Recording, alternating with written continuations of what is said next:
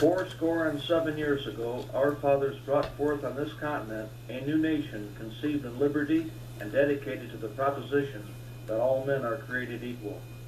Now we are engaged in a great civil war, testing whether that nation, or any nation so conceived and so dedicated, can long endure.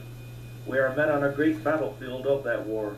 We have come to dedicate a portion of that field as a final resting place for those who here gave their lives that that nation might live.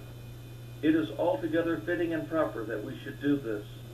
But in a larger sense, we cannot dedicate, we cannot consecrate, we cannot hallow this ground. The brave men, living and dead, who struggled here, have consecrated it far above our poor power to add or detract. The world will little note nor long remember what we say here, but it can never forget what they did here.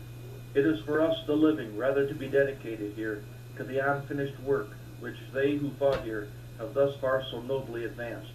It is rather for us to be here dedicated to the great task remaining before us, that from these honored dead we take increased devotion to that cause for which they gave the last full measure of devotion.